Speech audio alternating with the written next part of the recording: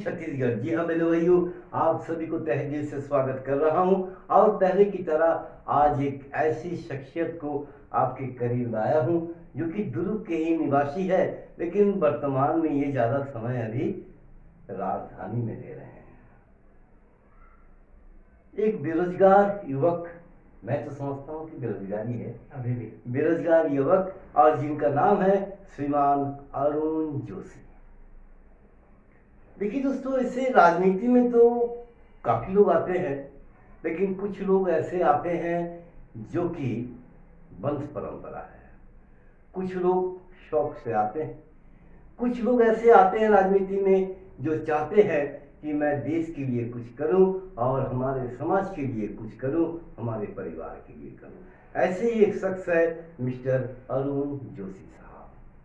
तो जोशी साहब, सबसे पहले आपको हमारा समय दर्शन में हार्दिक स्वागत है। आपको भी बहुत बहुत प्रणाम। इसे जो पहले ही कहा और अभी भी कहूँगा कि अरुण जोशी जी के शरीर में एक ऐसा जुनून है जो आज कई पंचवर्षीय में अपनी मेहनत के दम पर जो राजनीति में आना चाह रहे हैं। तो हम सभी को चाहिए कि इनको अपना अपना आशीर्वाद प्रदान करें और साथ ही साथ एक बार कम से कम इन्हें मौका दे हमारे दुर्ग शहर के विधायक के लिए। तो अरुण जोशी, कुछ सवाल हमारे दर्शक का आपके ऊपर है, लेकिन उससे पहले मैं आपको ये कहना चाहूंगा कि अरुण जोशी ऐसा शख्स है जो अकेले ही अपने प्रचार करते हैं, और वो भी साइकिल के माध्यम में। आज धीरे धीरे देखा जा रहा हमारे हिंदुस्तान में इतनी ज़्यादा डेवलप हो गई कि साइकिल लुप्त हो रहा है, लेकिन आज विगत 15 से 20 वर्षों से तो मैं देख रहा हूँ कि आप साइकिल में ही अपना प्रचार करते हैं। और जीते ये हारे ये मुद्दा नहीं है। साइकिल में एक बॉक्स लगा हुआ आपका, जिसमें लगा हुआ कि अगर आपके साथ कोई कंप्लेन है, कोई भी आपको तकलीफ है जो प्रशासन से नहीं मिल रही है, तो एक कागज में लिख करके उस बॉक्स में आप डाल दीजिए। यानी चलते फिरते पोस्ट ऑफिस है, जन समस्या निवारण। तो ये चीज आपके मन में कैसे उदय हुआ? ये मन में ऐसा आया आदानी जी कि हर डिपार्टमेंट, चाहे सेंट्रल का हो चाहे स्टेट का हो, हर डिपार्टमेंट में लोगों को परेशानी का सामना करना पड़ रहा है। हर चीज के लिए एक छोटी से छोटी आवेदन लगाने के लिए लोगों को 1 दिन 2 दिन 3 दिन खर्च करना पड़ता अपना समय को। इनका मेरे को फीलिंग होता था, अफसोस होता था, क्यों ना ऐसा कुछ योजना बना लिया जाए, ऐसा कोई प्लानिंग बना दिया जाए ताकि जो है पब्लिक जो है हम पर विश्वास करके अपनी समस्याओं को, हमारे जो डब्बा पे है जो जन समस्या निवारण केंद्र है उसमें डाल देते हैं। उनका बोला जाए 95% काम हो चुका है, उनको कुछ नहीं करना, 1 रुपये खर्च भी नहीं करना है, बाकी का काम हमारा रहेगा। चाहे वो दुर्ग शहर का हो, चाहे राजनांदगांव का हो, चाहे छत्तीसगढ़ सरकार का हो, चाहे केंद्र सरकार को, राष्ट्रपति प्रधानमंत्री तक का, और छत्तीसगढ़ सरकार मुख्यमंत्री जी तक का, राज्यपाल जी तक का, हम उनकी समस्याओं को निःशुल्क पे बिना पैसे लिए उनसे कुछ नहीं करना है। उनका सिर्फ हमको समस्या बस पता होना चाहिए, लिखित में पता होना चाहिए, ताकि हमको पता तो चल सके कि वो कहे क्या रहे, उनकी समस्या क्या है। उस समस्या को जहाँ पहुँचाना चाहिए वहाँ तक हम पहुँचाने का उनको रिसीव भी देते हैं। ऐसे बहुत सारे समस्या का समाधान हो चुका है जिसमें हमको सफलता मिली। सफलता मिलने से मन में आत्मविश्वास आया कि नहीं, जो काम हम सोचे वो हो रहा है। तो अभी तक कितने समस्याओं का समाधान? अभी तक जो समस्या जो है वहाँ पर जो जितना आया है उनमें से 5-6 समस्या का समाधान हो चुका है। सबसे बड़ी समस्या क्या थी? बहुत अच्छा समस्या हुआ कि दुर्ग शहर में एक पोटिया है जी, वार्ड का क्रमांक नंबर मेरे को उतना जानकारी पे नहीं है, लेकिन वहाँ है आपका चंदनिया जी है पार्षद जी। वहाँ पर 26 जनवरी 2022 में मेरे को एक समस्या मिला जी, स्कूल का। अच्छा। जर्जर था वहाँ पर, उन लोग बताए कि दुर्ग नगर निगम महापौर से लेकर आयुक्त से लेकर कलेक्टर और यहाँ का जो प्रेजेंट विधायक जी थे उस समय, उनसे कई बार ये लोग आवेदन लगाए लेकिन कार्रवाई नहीं होती थी, कुछ नहीं होता। पता नहीं मेरे को वहां पर उन लोग क्या सोच के मेरे डब्बा में अपना जो है समस्या डाले, और एक सप्ताह में, ज्यादा समय भी नहीं लगा, उनको उस स्कूल के लिए करीब 8-10 लाख समथिंग 20 लाख रुपया सैंक्शन हो गया जी। ये हमारे लिए बहुत बड़ी बहुत बात बड़ी है बात है कि एक आम आदमी, हम तो नेता नहीं है भाई, जनसेवक है, सेवा करने की भावना से हम जनसेवक बने हुए हैं, और नेता तो अभी बने नहीं है, कोशिश जारी है, नेता बन जाएंगे तो हमारा काम जो है, जो अभी हम जनसेवक के माध्यम से कर रहे हैं, नेता बनने के बाद में हम कैसे नेतागिरी करेंगे, नेता कैसे करेंगे वो हम अपनी तरीके से करेंगे। हमारा नेता भी बनना जनसेवक ही जैसा रहेगा, ना कि किसी का जिंदाबाद, किसी का मुर्दाबाद, किसी के विरोध में कुछ बोलना, ये हमारा मन में नहीं रहेगा।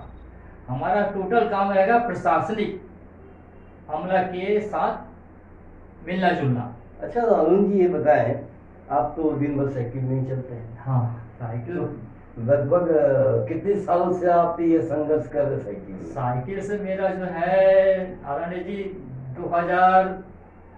1999 से 1999 पे हम लोग 23 अगस्त 1999 को बेरोजगार संघ का रजिस्ट्रेशन करवाए थे। उस दिन से आज तक 1999 से लेके आज तक हम मतलब 25 साल से लगभग आप साइकिल में घूम रहे हैं। और लगभग पर डे आप कितना किलोमीटर? पर डे मेरा जो एवरेज है 80 किलोमीटर मेरा है। दुर्ग से रायपुर, रायपुर से दुर्ग 40 दूनी 80 किलोमीटर चला लेता हूँ अभी भी। ये इतनी क्वालिटी है, और अभी बिना एक गिलास पानी पिए, एक गिलास पानी वो भी नहीं पीता। मस्त आता हूँ जाता हूँ, इतना अच्छा लगता है। और आप सभी लोग से मेरा आग्रह भी, अपील है, विनम्र अपील भी है कि आप लोग साइकिल को अपने दिनचर्या में शामिल करें। क्योंकि आपका एक्सरसाइज भी हो जाता है। आपका 95 तो नहीं कह सकता, 65% आप निरोग पाएंगे। बिल्कुल सही बात। आपको कोई भी परेशानी भी है वो भी साइकिल चलाने से भाग जाएगा। अच्छा अरुण जोशी जी, पैसा बचता है, पैसा बचता है, सही बात है, पैसा बचता है। महंगाई के जमाने में सबसे इम्पोर्टेंट चीज है, सबसे बड़ा रुपया। जोशी जी एक चीज मेरे को और बताया कि अभी तक मैंने अपने जीवन में लगभग खास करके 25 साल के अंदर देखा लगभग 25 कि लोग बाग जब एमएलए एमपी में खड़े होते हैं तो काफी पैसा खर्च करते हैं, है ना। और अभी तो ऐसा चलन हो गया कि इलेक्शन के पहले दारू बांट दो, कपड़े बांट दो, पैसा बांट दो, यानी पैसे से हम वोट को खरीद रहे हैं। आदरणीय जी, नहीं उसकी सवाल हो जाने दीजिए। तो ये आपसे एक सवाल करना है कि आप अभी तक कितने चुनाव में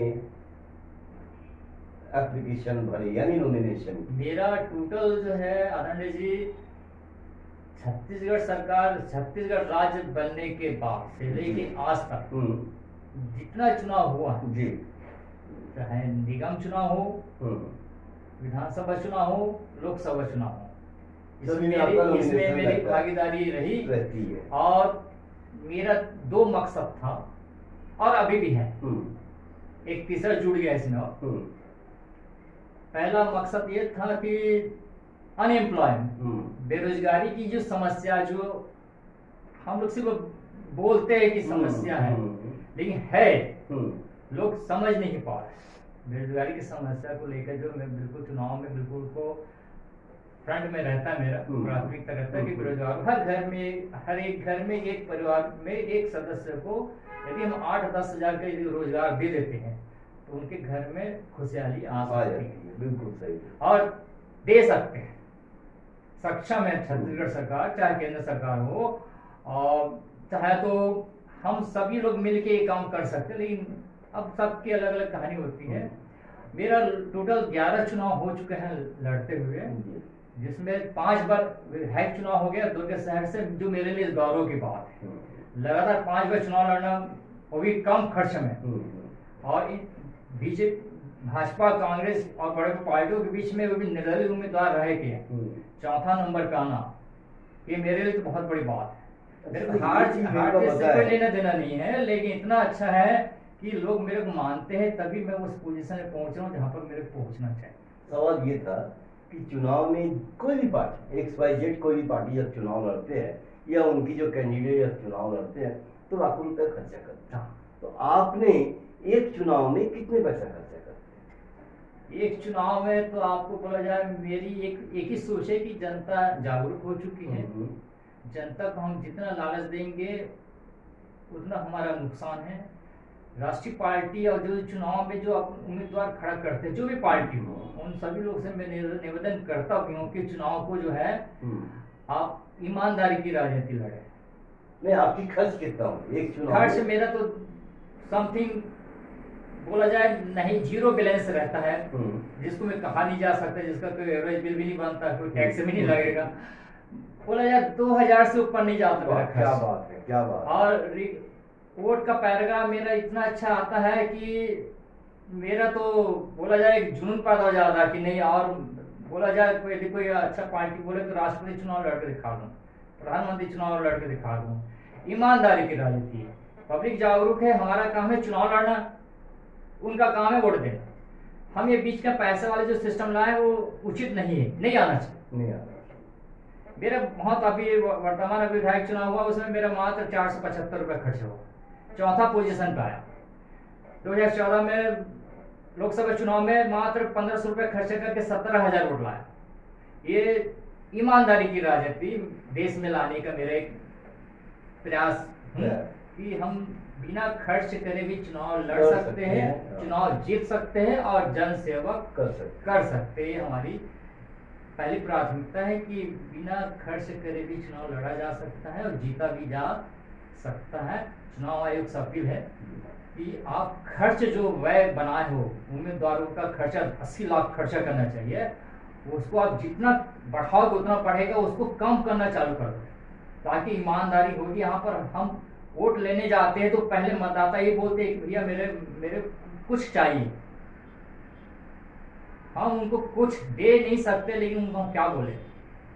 वैसा सिस्टम बन गया है मतदाता उम्मीदवार के बीच में कि मतदाता चाहता है कि उम्मीदवार उनको कुछ दे तभी हम उनको वोट दें। ऐसा सिस्टम को चुनाव आयोग ही ज्यादा सपोर्ट किया है। चुनाव आयोग से मेरा यही अपील है कि वो वह सीमा जो है उसको निर्धारित से कम करे ताकि उम्मीदवार जनता के पास लालच लेके ना जाए, मतदाता को लालची ना बना। आज के टाइम में मतदाता लालची नाम से फेमस हो चुका है, मजबूरी है।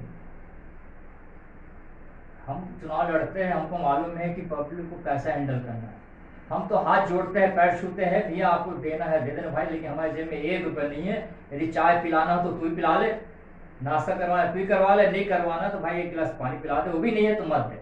नल रहता है, बोरिंग रहता है, वहां से पानी निकाले पी लेते हैं, अपने काम कर लेते हैं। आज इतना अच्छा रिपोर्ट क्या आता है कि आज दुर्ग शहर में 4था पोजीशन पे आना, लोकसभा में 4था पोजीशन पे आना, वो भी बिना खर्च करे, निर्दलीय। राष्ट्रीय पार्टी तो हटा दो, निर्दलीय अरुण जोशी ही इतना है कि 4था पोजीशन में, ऊपर वाले यदि चाहे, यदि आम जनता चाहे, आम आदमी चाहे, मतदाता चाहे तो विधायक सांसद बनने मेरे कोई परेशानी नहीं, कभी भी बन सकता। लेकिन ये लालच का सिस्टम हटना चाहिए ये चुनाव आयोग से। और राष्ट्रीय पार्टी के सभी जो संस्थापक फाउंडर है उन लोग से भी मेरा अपील है, निवेदन है कि वो सिस्टम को चेंज करें और देश में सुशासन लाए और एक चुनाव लोकतंत्र का होना चाहिए, वो लोकतंत्र जैसा हो। अभी लालच तंत्र में शामिल हो गए। तो बहनों भाइयों, आप सभी ने देखा सुना हमारे प्रिय मित्र अरुण जोशी की आवाज, इनकी सोच, इनकी जुनून।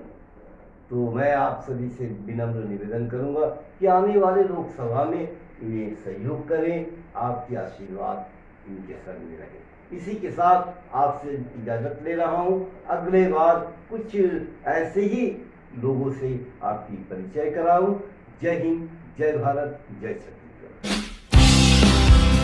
न्यू वीडियोस की अपडेट पाने के लिए सब्सक्राइब करें समय दर्शन न्यूज को और बेल आइकन को दबाएं। आप देख रहे हैं समय दर्शन न्यूज चैनल।